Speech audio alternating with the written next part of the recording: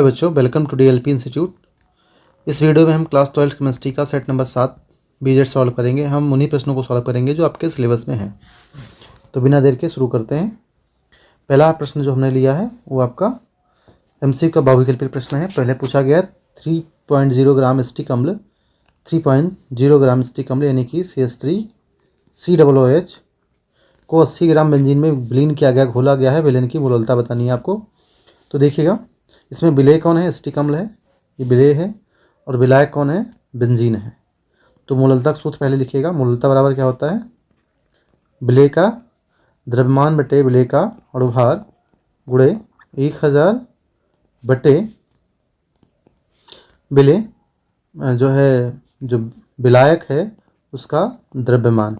जैसा कि हमने पहले बताया है आपको कि हम विलेय को जो है 2 नंबर से प्रतीक करते हैं, सिंबल देते हैं, और विलायक को 1 देते हैं। विलेन में हम कुछ नहीं लिख रहे हैं ना। तो 2 कहीं लिखा, W2 का मतलब क्या हो गया? विलेय हो गया। M2 मतलब विलेय के लिए लिया गया है, यानी कि M मतलब आपका जो अणुभार है, W मतलब द्रव्यमान। W मतलब भी जो यहाँ W1 लिखा है इसका मतलब क्या है? विलायक का द्रव्यमान।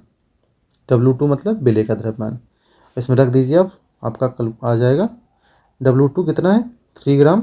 अब स्टिक अम्ल का अणुभार निकालोगे, कार्बन 12 दूना 24 और आपका हाइड्रोजन 4, तो 12 दूना 24 और 4 आपका 28 हो जाएगा। और 2 ऑक्सीजन है तो 16 दूना 32 और आप जो है 28 जोड़ेंगे तो कितना जाएगा? 60, है ना। तो 60 गुणे 1000 बटे में आपका 80। अब 0 से 0 कैंसिल कर दीजिए, 0 से 0 कैंसिल हो जाएगा आपका। और 3 1 जा 3, 3 2 जा 6, नीचे कितना हो जाएगा? 8 2 जा 16 और 10/16, है ना। इसको आप डिवाइड करोगे तो कितना आ जाएगा? 0.625, यानी 0। इसका आपका आंसर ये थर्ड ऑप्शन हो जाएगा, है ना। अगला है आपका प्रथम कोटि की अपक्रिया के लिए वेग स्थिरांक कितना है? इसके लिए अर्धायु बताना है। तो अर्धायु का सूत्र क्या होता है? T12 = 0.693/K दिया गया है आपको, रख दीजिए, माना जाएगा आपको। तो T12 = 0.693/2 × 10⁻³ ये दशमलव खिसका लीजिए ऊपर, 10⁻⁻1/2 × 10⁻³ और 10 की घात ऊपर ले जाएंगे और 2 से भाग करिएगा। तो 3 6, 2 चौके 8 और 2 छंग 12, 2 पंचे 10 गुणे 10 की घात -1 है ही। ऊपर जाएगा 10 की घात क्या हो जाएगा? प्लस का हो जाएगा, गुणा में घातें जुड़ जाती हैं तो 3 में 1 जाएगा, 10 की घात 2 बचेगा। तो 3.46 गुणे 10 की घात 2। तो आपका आंसर सेकंड हो जाएगा ये। अगला है DNA में कौन सा क्षारक उपस्थित नहीं होता है? तो जैसा कि हमने आपको बताया है, हमने आपको जो है DNA RNA पर यानी कि जेनेटिक मटेरियल पर एक डिटेल वीडियो बनाया है। आप प्लेलिस्ट में जाकर के इंपॉर्टेंट बोर्ड एग्जाम के लिए इंपॉर्टेंट टॉपिक प्लेलिस्ट में जाकर के आप देख सकते हैं, या आई बटन पर क्लिक करके देख सकते हैं। जैसा कि बताया हमने आपको, एडेनिन ग्वानिन जो प्यूरिन होता है, दोनों में DNA RNA दोनों पाया जाता है। और जो प्रिमिडीन होता है उसमें साइटोसिन जो होता है दोनों में पाया जाता है। लेकिन इसके अलावा थायमिन जो होता है केवल DNA में होता है। ये आपका DNA RNA बोथ में होगा, एडेनिन ग्वानिन साइटोसिन। जबकि यूरेसिल केवल डी किस में होता है? केवल RNA में होता है। तो इस बात को ध्यान रखिएगा। इसमें पूछा गया कौन सा क्षारक DNA में नहीं होता? DNA में जो RNA में नहीं पाया जाता है, RNA में ही केवल पाया जाता है। कौन है जो RNA में केवल पाया जाता है? आपका यूरेसिल है, यूरेसिल। तो यूरेसिल जो है जो DNA में नहीं पाया जाएगा। अगला इसका नाम लिखना है। तो ये अल्कोहल की नंबरिंग किधर से करते हैं? जैसे OH नज़दीक होता है तो आप नंबरिंग करिए इसमें 1 2 3 4। आप इसका नाम क्या लिखेंगे? 3 मेथिल। पार श्रृंखला पहले लिखी जाती है। फिर 4 कार्बन है तो ब्यूट और 2 पर ऑल लगाया है, 2 पर OH लगा है तो क्या लगाएंगे? Ol, 2 ol. तो देखिए क्या नाम लिखा हुआ है? 3 methyl but 2 ol. Third option आपका सही हो जाएगा। अगला है हिंसबर्ग अपवर्तक क्या होता है? बहुत बार ये आपने कई सारे सेटों में देखा। बेंजीन सल्फोनिल क्लोराइड जो होता है ये क्या कहलाता है? हिंसबर्ग अपवर्तक कहलाता है ना। ये इसको ऐसे भी लिखा जाता है PH SO2Cl या C6H5SO2Cl, ठीक है। तो बेंजिल सल्फोनिल क्लोराइड जो होता है वो क्या होता है, हिंसबर्ग प्रमुख होता है। ये प्राथमिक एमीन, द्वितीयक एमीन, तृतीयक एमीन पहचानने के लिए उपयोग किया जाता है। अगला कोलोस का नियम क्या है, इसका अनुप्रयोग लिखिए। कई बार ये भी प्रश्न आपने देखा। कोलोस नियम क्या कहता है कि अनंत अंतता पर किसी विद्युत अपघट्ट की जो मोलर चालकता होती है उसमें प्रत्येक आयनों की मोलर चालकता के योग के बराबर होती है ना। क्या कहा गया है कि मान लीजिए किसी भी विद्युत अपघट्ट है ए और बी है, इसकी अनंत अंतता पर जो मोलर चालकता होगी, अनंत अंतता पर इसकी जो मोलर चालकता होगी, इसमें जो भी आयन है उसकी मोलर चालकता के योग के बराबर होगा।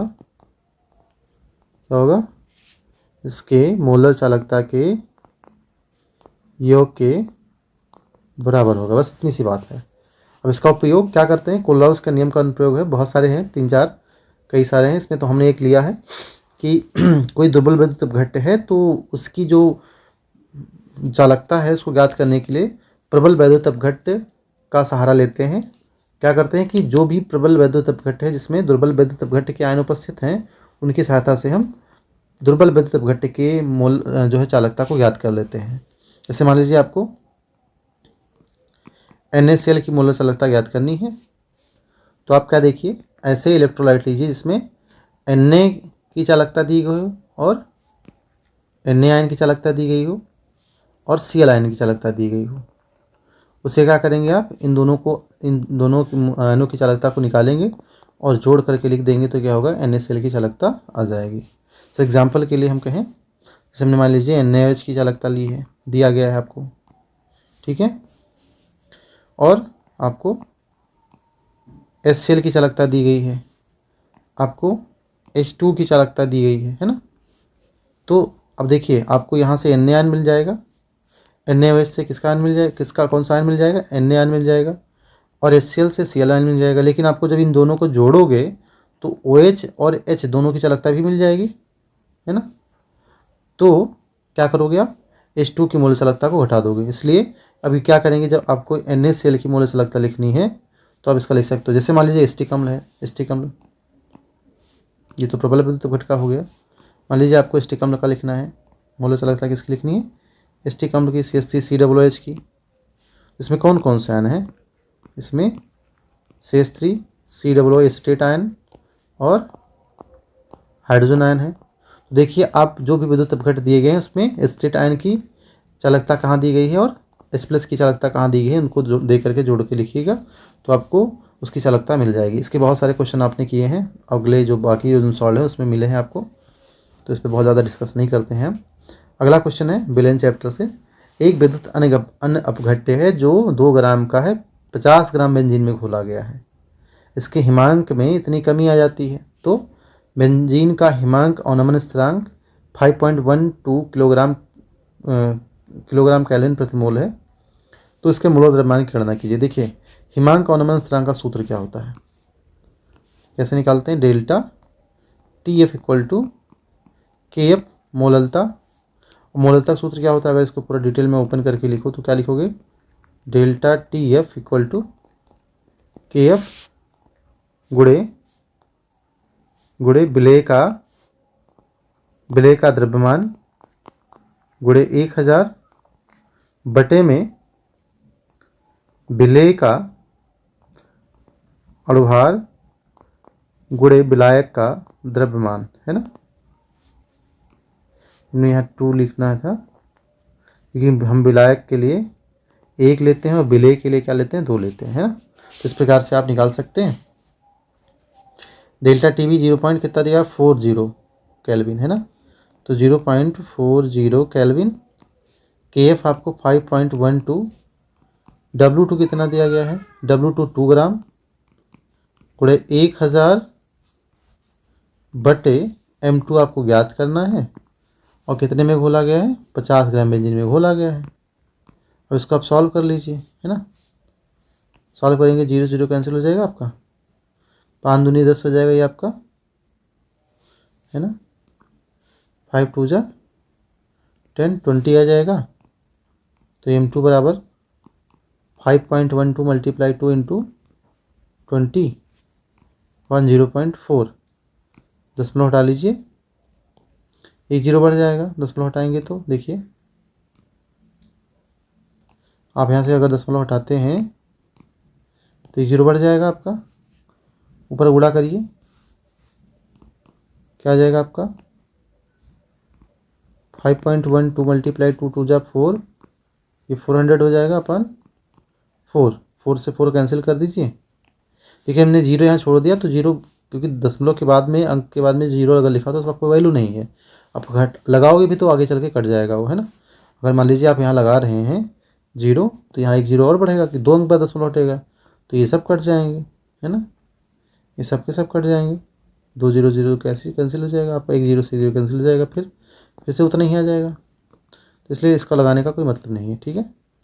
डिवाइड करिए, 4 1 जा 4, 4 1 जा 4, ये 100 आ जाएगा आपका। इसको जब मल्टीप्लाई करोगे 5.12 को, तो आपका ये 512 ही आ जाएगा, तो 512 ग्राम प्रति मोल आपका उस विलेय का अणुभार आ गया, तो आपका ये आंसर हो गया, ठीक है। अगला बताना है, कारण सहित स्पष्ट कीजिए निकिल का टेट्राक्लोराइडो निकिलेट, है ना, ऐसा बोला जाएगा। अब इसमें देखिए निकिल जो है,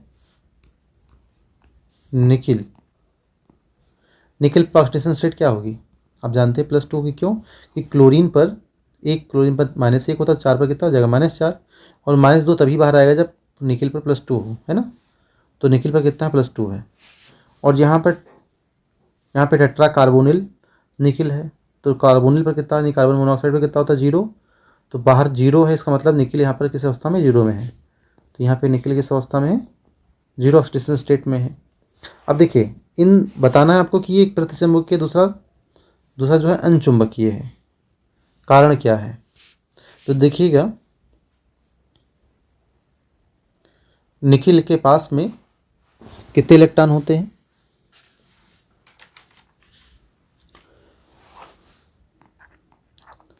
निकिल के पास कितने इलेक्ट्रॉन होते हैं 28, निकिल के पास 28 इलेक्ट्रॉन होते हैं, है ना। इसको मैं साइड लिखता हूँ ताकि एक साथ ही काम भी आ जाएगा आपका। निकिल के पास 28 इलेक्ट्रॉन होते हैं, इसके अंतिम इलेक्ट्रॉनिक विन्यास जब लिखोगे तो आप क्या लिखोगे 3d8 4s2, है ना। और 2 इलेक्ट्रॉन कहाँ से जाएंगे, आपके s से जाएंगे पहले, तो आपका आ जाएगा इसका 3d8 4s0, है ना। और यहाँ पे आपका D उपकोष जो है, इसमें कितने इलेक्ट्रॉन है 8, तो 8 आप इसमें फिल करेंगे तो 1 2 3 4 5 6 और 7 1 8। अब यहाँ देखिए जो Cl है वो वीक फील्ड लिगेंड है, कैसा दुर्बल लिगेंड है, वीक फील्ड लिगेंड है, तो ये पेयरिंग नहीं करा पाएगा, तो इसमें अयुग्मित इलेक्ट्रॉन की संख्या कितनी हो जाएगी 2, ये अनपेयर्ड इलेक्ट्रॉन है, अयुग्मित इलेक्ट्रॉन है, कितने अयुग्मित इलेक्ट्रॉन है, इसमें अयुग्मित इलेक्ट्रॉन की संख्या कितनी है 2। तो इसलिए हम जानते हैं कि जो अनचुंबकीय लक्षण होता है या रंगीन लक्षण होता है वो जो है अयुग्मित इलेक्ट्रॉन के कारण होता है। अब निकिल में देख लीजिए, निकिल में क्या है,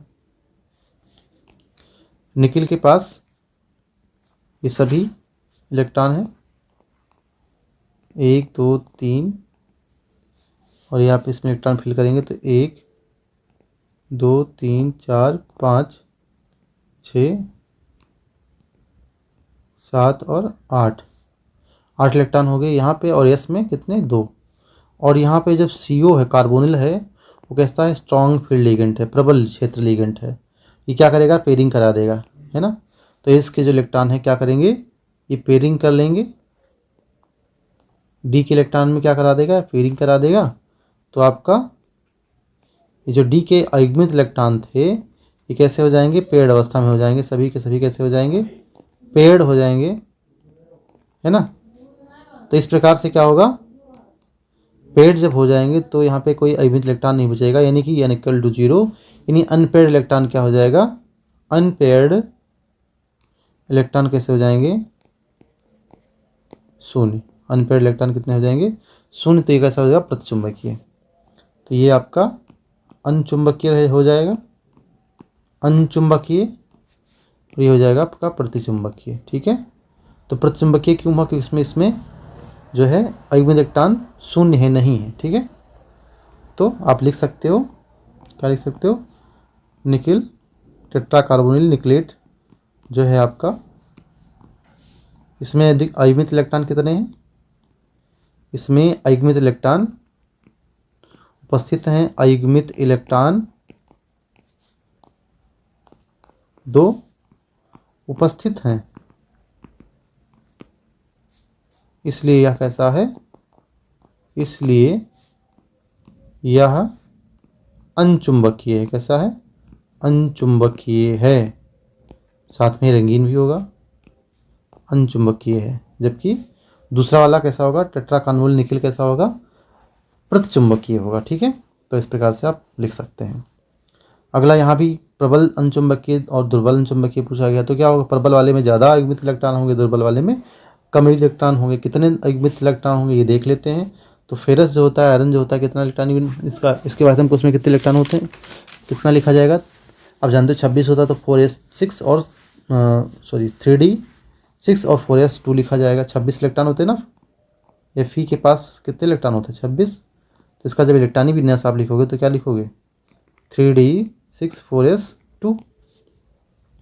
अब यहाँ देखिए ऊपर एक्वा हेक्सा एक्वा जो है, हेक्सा एक्वा आयरन थर्ड जो है आपका पहला वाला, यहाँ पे +3 ऑक्सीडेट होगी। क्यों? क्योंकि ऑक्सीजन जो H2 होता है उस पर 0 होता है, तो बाहर +3 आया, इसका मतलब क्या? अंदर Fe पर कितना आवेश होगा? +3 होगा, तभी तो आया है ना। और यहाँ साइनेट पर कितना होता है? -1 होता है, 6 पर कितना हो जाएगा? -6। -3 तभी बाहर आएगा जब Fe पर कितना होगा? 3। तो दोनों में Fe कितना है? +3 स्टेट में है। तो Fe में हम +3 वाले में देख लेते हैं कि क्या लिखा जाएगा आपको। तो 2 तो S से जाएंगे आपके, और एक 3D से जाएगा। तो क्या लिखा जाएगा? 3D 5 4s0। अब हम देख लेते हैं दोनों में, पहले हम ही देख लेते हैं Fe के साथ में जब H2 जो है लिगेंड के रूप में कार्य कर रहा है ना, तब देख लेते हैं क्या अवस्था है, क्या चीज़ें होती हैं। अब H2 जानते हो कैसा लिगेंड है? H2 वीक फील्ड लिगेंड है। कैसा लिगेंड है? वीक फील्ड लिगेंड है। तो Fe के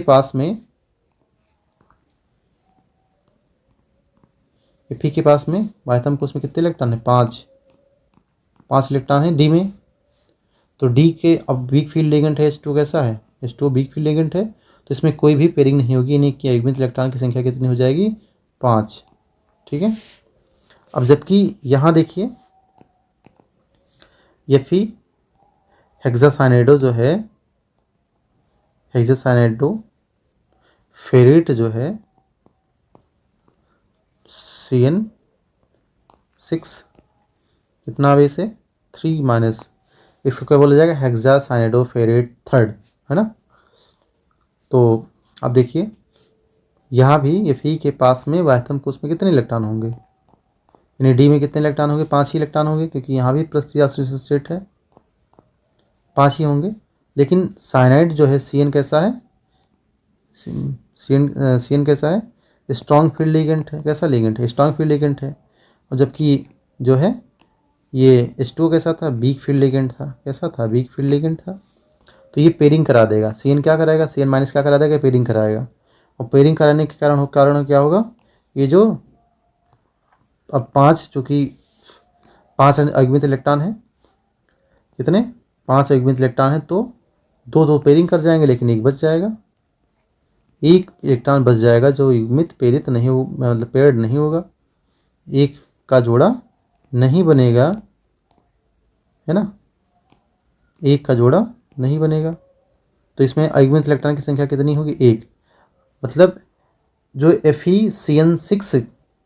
Fe6 है, हेक्सासाइनाइडो फेरेट थर्ड जो है, इसमें अयुग्मित इलेक्ट्रॉन की संख्या कितनी है? 3 है, सॉरी 1 है। जबकि एक्वा वाले में इसमें कितने हैं? 2 हैं। तो जिसमें ज़्यादा है ये ज़्यादा अनचुंबकीय होगा, ये प्रबल अनचुंबकीय है। ये अधिक अयुग्मित इलेक्ट्रॉन है। कैसे इलेक्ट्रॉन है? अधिक अयुग्मित इलेक्ट्रॉन है, अयुग्मित इलेक्ट्रॉन है, अतः यह प्रबल कैसा, प्रबल अनचुंबकीय होगा। कैसा होगा, प्रबल अनचुंबकीय होगा, है ना। और ये कैसा होगा, दुर्बल अनचुंबकीय होगा, दुर्बल अनचुंबकीय होगा। बात समझ में आई, तो आपको ये लिख लेना है आंसर, ठीक है। आप लिख लीजिएगा। अगला है पॉलीपेप्टाइड क्या है। पॉलीपेप्टाइड क्या होते हैं, देखिए अमीनो अम्ल जो होते हैं जब क्रमबद्ध श्रृंखला में जुड़ते हैं तो क्या बना लेते हैं, ये पेप्टाइड बंध बनाते हैं। और पेप्टाइड बंध जब बहुत सारे बनते हैं तो क्या कहलाते हैं, पॉलीपेप्टाइड कहलाते हैं। अब जो अमीनो अम्ल होते हैं इसमें दो ग्रुप होते हैं, एक तो एमीन ग्रुप होता है आपका है, दूसरा कौन सा ग्रुप होता है आपका, कार्बोनिल ग्रुप होता है, COOH होता है। तो इसी प्रकार से एमीन एक कार्बोनिल ग्रुप जब आपस में पास में आता है तो क्या होता है, एक एमीन और दूसरा कार्बोनिल ग्रुप जब पास में आता है तो इससे निकलता है जल और इसमें बन जाते हैं पेप्टाइड बॉन्ड। क्या बन जाते हैं, पेप्टाइड बॉन्ड बन जाते हैं। एक H और एक H और 2, यानी H2 क्या निकल जाएगा, यहाँ से H2 निकल जाएगा तो क्या बनेगा, ये पेप्टाइड बन जाता है। Peptide bond NH bond C double bond O, इस प्रकार के बॉन्ड बनते हैं, क्या कहलाता है, ये पेप्टाइड बॉन्ड कहलाता है। ऐसे ही अमीनो अम्ल जब बहुत सारे जुड़ेंगे तो क्या बन जाएगा, पॉलीपेप्टाइड। यानी पॉलीपेप्टाइड और कुछ नहीं, अमीनो अम्ल की क्या है, एक श्रृंखला है। क्या है, अमीनो अम्ल की एक श्रृंखला है जिसे हम पॉलीपेप्टाइड कहते हैं। और ऐसे ही पॉलीपेप्टाइड की श्रृंखलाएं मिलकर के प्रोटीन का निर्माण करती हैं। बात समझ में आई। प्रश्न क्या पूछा गया था, उदाहरण भी देना है आपको।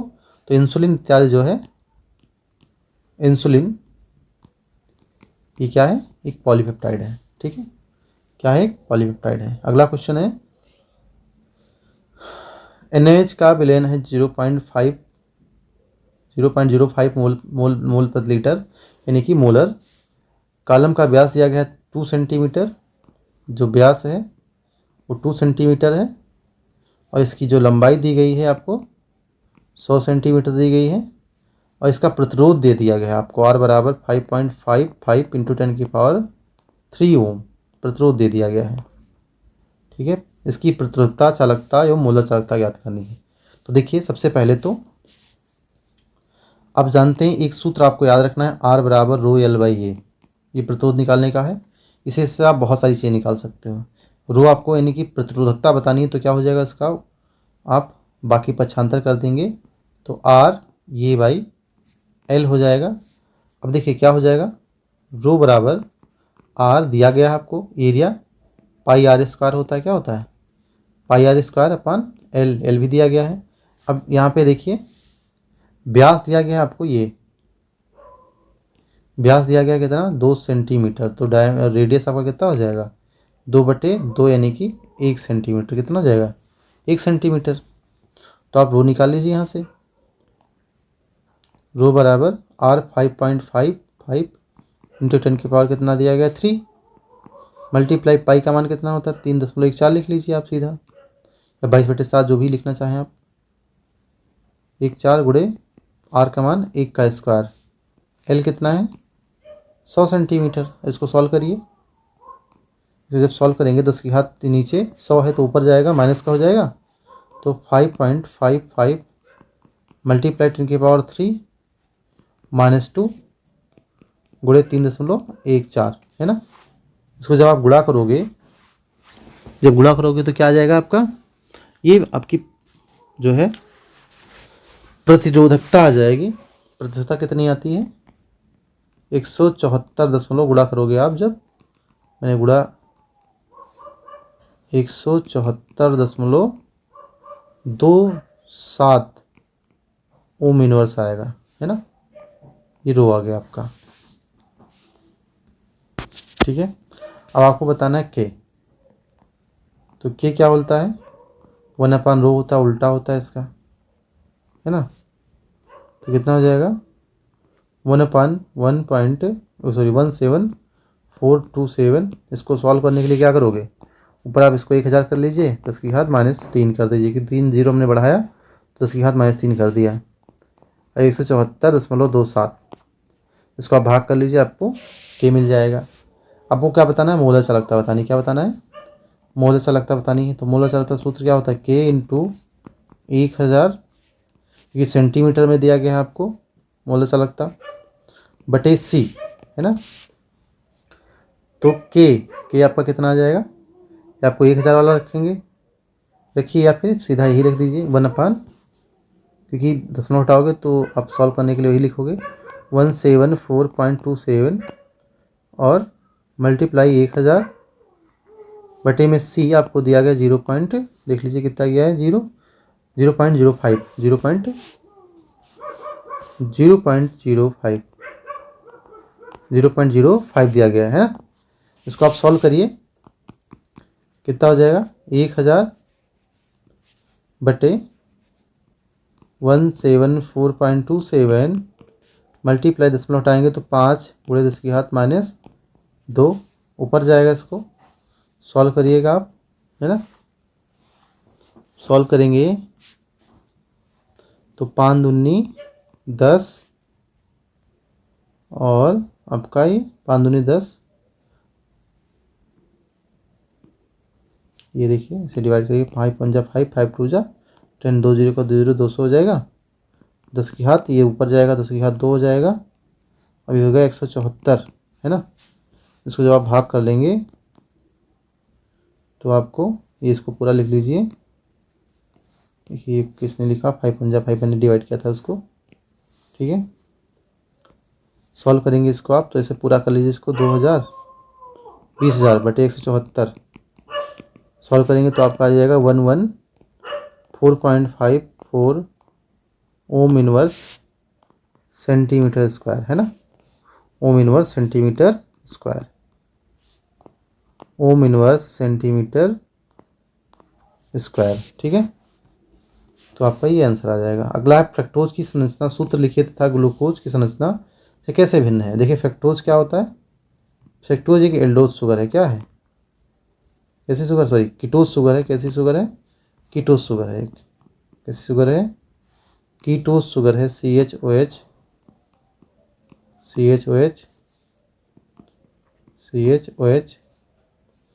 है ना, और ये CH2OH, ये कैसी शुगर है, ये कीटो शुगर है, कैसी शुगर है, कीटो शुगर है, इसे कहते हैं कीटो हेक्सोज। जबकि ग्लूकोज कैसी होती है, ग्लूकोज में क्या लिखते हैं, CHOH का पूल 4 और CH2OH।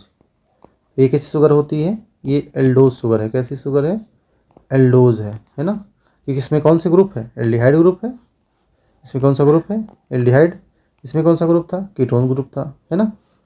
तो क्या पूछा गया आपसे, फ्रक्टोज की संरचना सूत्र मैंने बना दिया, ये ग्लूकोज से किस प्रकार भिन्न है, तो ग्लूकोज में एल्डिहाइड ग्रुप पाया जाता है, जबकि कीटोन में, सॉरी फ्रक्टोज में कीटोन ग्रुप पाया जाता है या कीटोन समूह पाया जाता है, इस प्रकार से आप लिख लीजिएगा। अगला है कैसे विभेद करेंगे, रासायनिक परीक्षण दीजिए। देखिए द्वितीयक एमीन, तृतीयक एमीन, 2 डिग्री एमीन है और 3 डिग्री एमीन है।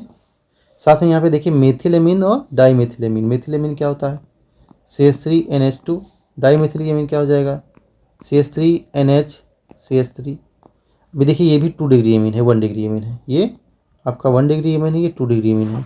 जैसा कि हमने बताया कि प्राथमिक एमीन, द्वितीयक एमीन और तृतीयक एमीन पहचानने के लिए बेंजिल सल्फोनिल क्लोराइड यानी कि हिंसबर्ग परमंग लेते हैं। यहाँ पे क्या होता है, हिंसबर्ग परमंग जो होता है वो प्राथमिक एमीन के साथ हिंसबर्ग रीजेंट जो होता है अपक्रिया करता है और KOH यानी कि KOH में घुलनशील पदार्थ देता है। कैसा, KOH घुलनशील पदार्थ देता है, कैसा, KOH घुलनशील पदार्थ देता है।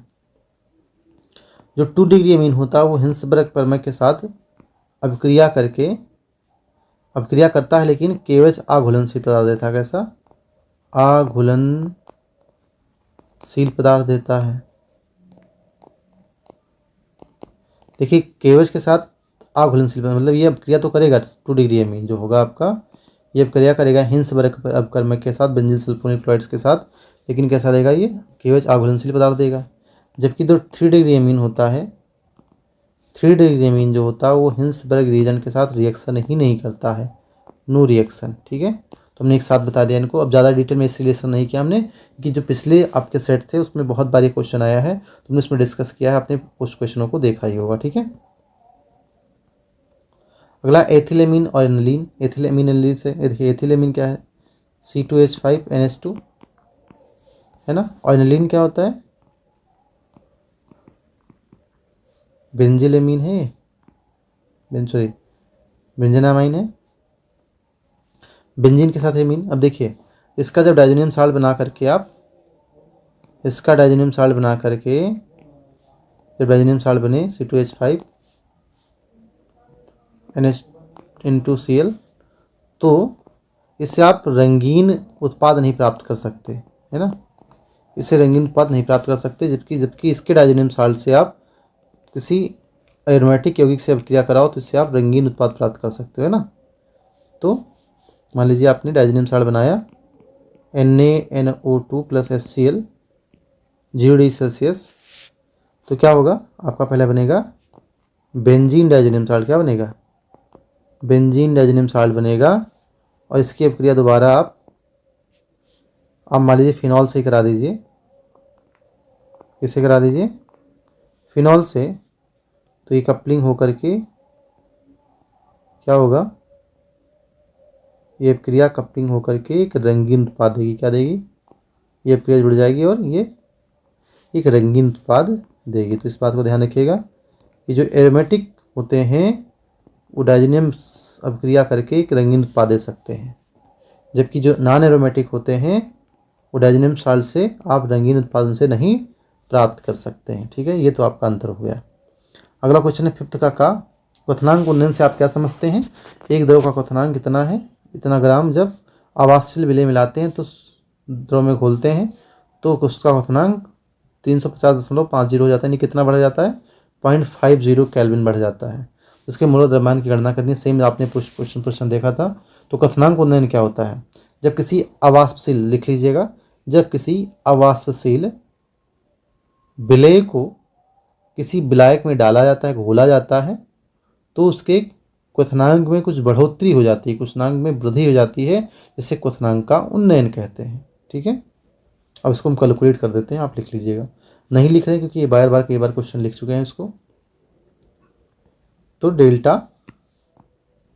Delta KB equal to KB, sorry delta TB equal to KB M मोलरता, सॉरी मोललता है, मोललता। तो मोललता डेल्टा TB KB, मोललता का सूत्र आपने क्या लिखा था, विलेय का द्रव्यमान बटे विलेय का अणुभार गुणे 1000 बटे जो विलायक हो उसका द्रव्यमान, है ना। तो डेल्टा TB कितना, 0.50, क्यों, 350 था, 350 से कितना बढ़ गया, 0.50 केल्विन बढ़ गया। तो ये 0.50 2 ग्राम। और क्या है, आपको M2 ज्ञात ही करना है।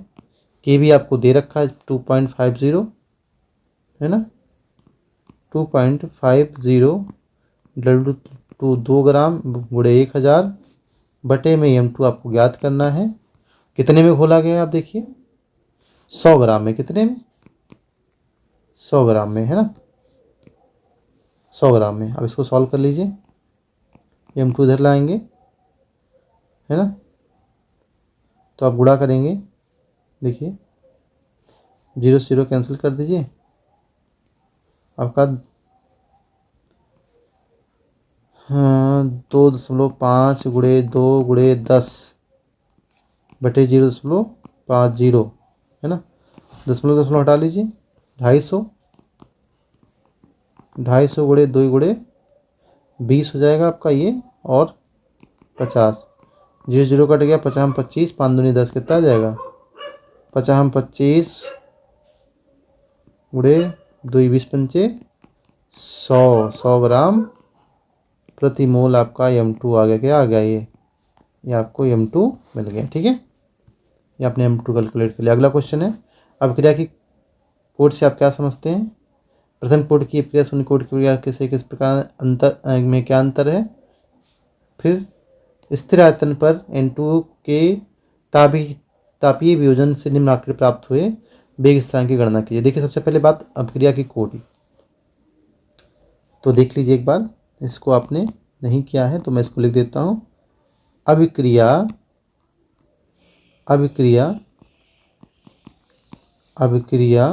कोटि क्या होती है, बेग नियम में ध्यान रखिएगा, बेग नियम में अभिकारक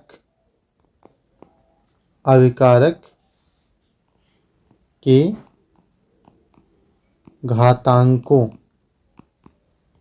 घातांकों का योग अभिक्रिया कोट कहलाता है। क्या कहलाता है? अभिक्रिया कोट या ऑर्डर ऑफ द रिएक्शन कहलाता है। जैसे मान लीजिए लिखा हुआ है दर रेट बराबर, किसी अभिक्रिया के लिखा है के ए की पावर एन, तो यहाँ क्रिया कोड क्या है? एन है। एन क्या है? ऑर्डर ऑफ द रिएक्शन है। क्या है? ऑर्डर ऑफ द रिएक्शन है। ऑर्डर अभिक्रिया की रिएक्शन है, कोटि है, कि ऐसी अभिक्रिया की कोटि है। ठीक है। सिर्फ पूछा गया प्रथम कोट शून्य कोट की क्रिया। प्रथम कोट की जब क्रिया होगी, फर्स्ट ऑर्डर रिएक्शन जो होती है, उसको कैसे लिखेंगे? आर इक्वल टू रेट बराबर के ए की पावर क्या लिखा जाएगा? 1 लिखा जाएगा, है ना। तो जो क्रिया दर होती है, क्रिया की जो दर होती है, रेट जो होता है, वो अभिकारक जो होता है, अभिकारक की सांद्रता के क्या होता है? समानुपाती होता है। अभिकारक की सांद्रता के समानुपाती होता है। लेकिन जो अर्धायु निकालते हैं तब अर्धायु देखोगे अभिकारक की सांद्रता पर निर्भर नहीं करता है। ठीक है। तो 2 पॉइंट आपको मेनली याद रखना है ना। और आप अगर लिखना चाहते हैं तो वेग स्थिरांक के का मात्रक क्या होता है? के का मात्रक क्या होता है? समय इनवर्स होता है। क्या होता है? समय इनवर्स या सेकंड इनवर्स होता है। ठीक है। मिनट इनवर्स हो सकता है, वर्ष इनवर्स हो सकता है। जबकि शून्य कोट की अपक्रिया में जो होता है, रेट बराबर क्या लिखा जाएगा? के ए की पावर 0। तो ए की पावर 0 का मतलब 1 हो जाएगा। नहीं तो जो दर होगा वो क्या होगा? कांस्टेंट होगा, नियत होगा शून्य कोट की अपक्रिया के लिए। किसके लिए? 0 ऑर्डर के लिए क्या होगा? इसमें जो अपक्रिया की दर होगी क्या होगा? वो स्थिर होगा। लेकिन जो अर्धायु होता है वो अभिकारक की सांद्रता के समानुपाती होता है। क्या होता है? अभिकारक की सांद्रता के समानुपाती होता है। अगर अभिकारक की सांद्रता बढ़ाओगे तो शून्य कोट की अपक्रिया के अर्धायु भी बढ़ जाएगी। साथ में के का मात्रक क्या होता है? के का यूनिट क्या होता है? के का यूनिट क्या होता है? मोल प्रति लीटर प्रति सेकंड होता है। क्या होता है? मोल प्रति लीटर प्रति सेकंड होता है। जो अपक्रिया की दर का मात्रक होता है वही इसका भी मात्रक होगा। ठीक है। अगला पूछा गया है, एक अपक्रिया है और ने देखा है 2N2O5 गिव्स आउट 2। अपक्रिया संतुलित करके ही इसे कर पाओगे आप। तो संतुलित नहीं दी थी मैंने, संतुलित कर दी है। ये सभी गैसीय अवस्था में है। कहा गया है 0.0 जब टेम्परेचर जो समय शून्य था तो ये 0.5 atm था। लेकिन जब समय 100 सेकंड हो गया तो इस पूरे की जो है इस जितनी भी सभी गैसें बन जाएंगी। तो इसका जो पूरे का जो दाब हुआ 0.512 एटमॉस्फेयर हो गया, है ना। ये बोला गया। हम ये तो कहा गया था, लेकिन अब हम क्या करते हैं इसमें थोड़ा सा कैलकुलेशन करते हैं। तो 0.05 पर पहले 0 समय पर, यानी कि जब क्रिया प्रारंभ नहीं हुई तो क्या होगा? अभिकारक की सांद्रता कितनी रहेगी? 0.5 atm। लेकिन दाब कितना होगा? 0.5 atm। लेकिन जब समय बढ़ा, मान ले कितना कुछ समय बढ़ गया, 100 सेकंड हो गया, तो 100 सेकंड में क्या होगा? इसकी मात्रा कुछ ना कुछ कम होगी। कितनी कम होगी? 0.5 atm थी, उसमें से कितना कम हो गया? मान लिया अल्फ़ा कम होती है तो अल्फ़ा उसकी कोफिशिएंट के गुणांक में लिखा जाता है। ये 2 अल्फ़ा कम हो जाएगा। कितना कम हो जाएगा? 2 अल्फ़ा। यानी कि 100 सेकंड के बाद अभिकारक का जो दाब हो गया 0.5 - 2 अल्फ़ा हो गया। तो ये कितना बनेगा आपका? ये आपका बनेगा, ये भी 2 अल्फ़ा बनेगा। ये कितना बनेगा? अल्फ़ा बनेगा। यानी जो कुल दाब कहा गया, ये कुल दाब यही है, ये आपका, है ना। तो कुल दाब यानी कि 0.512 किसके बराबर होना चाहिए? 0.5 - 2 + 2 अल्फ़ा + अल्फ़ा। अब देखोगे ये तो 0 हो जाएगा, 0.5 अल्फ़ा बचेगा, 0.512 इक्वल टू 0.5 प्लस अल्फ़ा। तो अल्फ़ा जब कैलकुलेट करोगे तो आप 0.512 माइनस 0.5 करोगे तो कितना आ जाएगा, 0.012 आ जाएगा अल्फ़ा, है ना। अब देखिए ये आपका कैलकुलेशन हुआ। अब अभिक्रिया वेग स्थिरांक निकालना, तो 0.2.30 के equal 2.303 upon T log P T upon P not upon P T, P not upon P T. अभी पी नॉट पी टी ध्यान देना है आपको, ये अभिकारक का है। किसका है, अभिकारक का। कुल नहीं लिखना आपको, अभिकारक का लिखना है। तो अभिकारक की सांता देखिए, पी नॉट मतलब जीरो समय पर कितनी थी सांता, दाब कितनी थी। क्योंकि हम बार बार सांता इसलिए बोले क्योंकि ज़्यादातर कैलकुलेशन सांता में होती है इसकी। दाब कितना था, 0.5 था। और 100 सेकंड बाद कितना हो गया, 0.5 माइनस 2 अल्फा हो गया, ठीक है। तो अपन इसको रख देंगे, के इक्वल 2.303 पान टी 100, है ना, लॉग पी नॉट कितना 0.5 माइनस 0.5 माइनस 2 अल्फा। अल्फा का मान कितना है 0.012 है ना। इसको कैलकुलेट करिएगा, इसको आप लोग कैलकुलेट करिएगा कितना आएगा।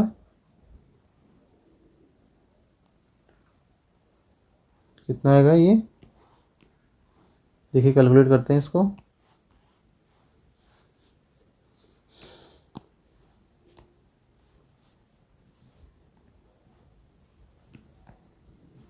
के इक्वल टू 2.303 बड़े दशे की घात ऊपर जाएगा माइनस का 2 और लॉग 0.5 12 दूना 24 हो जाएगा ना। 0.012 मल्टीप्लाई 2 करोगे कितना आ जाएगा 0.024। और इसको आप 0.5 से घटाओगे तो कितना आ जाएगा आपका, 0.5 से घटाओ कितना होगा, 10 से 6 गया, 10 से 4 जाएगा 6, है ना। 10 से 4 जाएगा 6 यानी कि 476 आएगा, 476 है ना, 0.5 से घटाने पर। तो आपका 0.5 पान 0.476, इसको डिवाइड कर लीजिए। K equal to 2.303 into log 10⁻², log 1.05 आएगा। और लॉग 1.05 का मान कितना होता है 2.022 है ना। ये कितना आ जाएगा देखिए, लॉग 1.05 का मान कितना होता है 0.022 के आसपास होता है, ठीक है। तो आप रख दीजिएगा, गुणा करेंगे आ जाएगा आपका आंसर। तो एक बार मैं इसको निकाल देता हूँ और यहाँ पे लिख देता हूँ, क्या जाएगा, के बराबर 2.303 log 10⁻² -0.022 है ना। मल्टीप्लाई करेंगे आप कितना जाएगा 0.0483 मल्टीप्लाई 10⁻²। दशमलव खिसकाएंगे 2 अंक तो 0 जो था अब कितना हो जाएगा 4.83 10⁻⁴ है ना। के प्रथम कोड की क्रिया तो मात्रक इसका क्या हो जाएगा सेकंड इनवर्स हो जाएगा, ठीक है। ये आपका आंसर हो गया। अगला संक्रमण तत्व क्या होते हैं, वह तत्व जिनके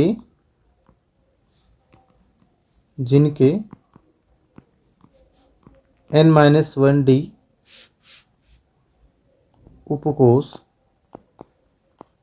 उपकोष खाली रहते हैं। कैसे रहते हैं, खाली रहते हैं, वह संक्रमण तत्व कहलाते हैं। वह क्या कहलाते हैं, संक्रमण तत्व कहलाते हैं। क्या कहलाते हैं, संक्रमण तत्व कहलाते हैं, ठीक है।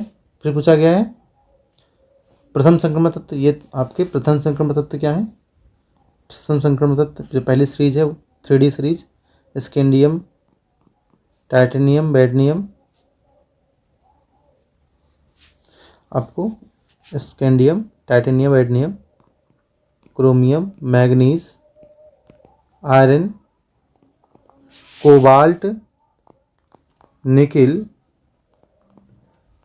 कॉपर और जिंक, है ना। इसको याद रखने का तरीका क्या है, इसका प्रमाण क्रमांक पहले देख लीजिए। इसका 21, 22, 23, 24, 25, 26, 27, 28, 29 और 30। ध्यान रखिएगा जिंक जो है ये संक्रमण तत्व नहीं है, डी ब्लॉक का तत्व है लेकिन संक्रमण तत्व नहीं है। इसको याद रखने का तरीका है स्कूल टीचर वादा करें मन फिर कोई नहीं क्यों जाने। स्कूल टीचर वादा करें मन से फिर कोई नहीं क्यों जाने, याद करने का तरीका है। अगला है ज़्यादातर अनचुंबकीय क्यों होते हैं, कारण क्या है। आप कोई भी ले लीजिए, Fe कितना होता है 26, इसका अंतिम इलेक्ट्रॉनिक विन्यास लिखोगे तो क्या लिखोगे 3d6 4s2 लिखोगे। तो आप देखो D जो है कैसा है, खाली है। D कैसा है, खाली है। देखिए 1 2 3 4 5 और 6 है ना। कितने हैं अयुग्मित इलेक्ट्रॉन आपके मिलेंगे, आपको अयुग्मित इलेक्ट्रॉन मिल जाएंगे 4। कितने मिल जाएंगे 4। तो यहाँ पे अयुग्मित इलेक्ट्रॉन संख्या कितनी है 4। और इस कारण क्या है, ये कैसे होंगे, ये सभी के सभी अनचुंबकीय होंगे। जिनके पास अयुग्मित इलेक्ट्रॉन होगा वो अनचुंबकीय होगा, साथ में रंगीन भी होगा, ठीक है। साथ में अगर इसका इलेक्ट्रॉनिक विन्यास लिख लें तो इनका इलेक्ट्रॉनिक विन्यास जो होता है n-1 D 1 to 10 तक जाता है, जबकि 4s जो होता है वो 2 होता है। तो आप ये याद कर सकते हैं, इसका सामान्य इलेक्ट्रॉनिक विन्यास ये होता है। दूसरा इसका ये परिभाषा डेफिनेशन है। अगला इसका नाम बताना है आपको, टेट्रा कार्बोनिल निकिल। तो टेट्रा कार्बोनिल मतलब 0, निकिल पर कितना ऑक्सीजन 0 है, तो निकिल के साथ कितना है कार्बोनिल CO 4 है। तो आपका ये पहला कंपाउंड हो गया। अगला है डाइक्लोरोबिस कोबाल्ट 3, कोबाल्ट पर कितना ऑक्सीजन 3 वाली है। क्या है डाइक्लोरिक मतलब क्लोरीन 2 है, बिस इथाइल डायमीन है तो 2 बार EN थाइडायमीन है। अब इसको जब आप संतुलित करोगे तो क्लोरीन पर कितना होता है -1, तो 2 पर कितना हो जाएगा -2। तो कुल मिला के बाहर कितना बेस आ जाएगा आपका +1। तो +1 संतुलित करने के लिए कितने क्लोरीन लगाओगे 1। तो आपका कंपाउंड क्या बन जाएगा COCl2 इथाइल डायमीन का होल ट्वाइस और Cl, ये आपका कंपाउंड हो जाएगा। अगला है पेंटाएमीन कार्बोनेटो कोबाल्ट 3। तो कोबाल्ट 3 है, पेंटाएमीन, इन एमीन कितने हैं, NH3 कितना है 5 है। फिर कार्बोनेटो भी एक, NaCO3 भी है एक, है ना। कोबाल्ट, अब क्लोराइड याद देखिए, अमीन पर कितना होता है 0 होता है, कार्बोनेट पर कितना होता है -2 होता है। तो कुल के बाहर कितना बेस आएगा आपका, बाहर कितना आएगा -2, 0 + 2 कितना आएगा प्लस का 1 ही तो आएगा। तो कुल मिला के 1 क्लोरीन लगेगा। तो आपका कंपाउंड क्या बन जाएगा CONH3 5 CO3 ब्रैकेट बंस आपका आयन मंडल लिख लेंगे, क्या होगा Cl। आपका पूरा समन्वय मंडल ये आयन मंडल, ठीक है। अगला टेट्राएमीन एक्वा क्लोराइडो कोबाल्ट 3 क्लोराइड। तो कोबाल्ट 3 ये भी है, टेट्राएमीन का मतलब 3 एमीन भी है ना।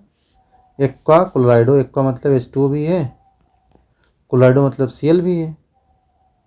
अब देखिए ये खत्म, बाहर में क्लोराइड लिखा हुआ है, लिगेंड के बाहर जो लिखा जाता है यानी आयन मंडल के रूप में जो लिखा जाएगा, क्या लिखा जाएगा, है ना Cl। देख लेते हैं कितना आवेश बचा। तो एमीन पर कितना होता है 0, एक्वा पर कितना होता है 0, है ना। एक्वा क्लोराइडो पर कितना होता है -1। तो कुल मिला के आपको +2 बाहर मिलेगा। तो +2 के लिए आपको 2 क्लोरीन लगाना पड़ेगा। तो कितना हो जाएगा आपका Cl, कितना हो जाएगा Cl2। तो क्या लिखोगे आप इसको CONH3 का होल थ्राइस H2O Cl, बाहर Cl2, है ना। तो ये आपका नाम हो जाएगा। चलिए इस वीडियो में इतना ही करते हैं। अगला क्वेश्चन नंबर 6 से हम आपको नेक्स्ट पार्ट में देंगे। वीडियो अच्छा लगे तो लाइक शेयर कमेंट करें और अगर कोई डाउट रह जाए तो ज़रूर पूछें। वीडियो देखने के लिए बहुत बहुत प्रेम सहित धन्यवाद।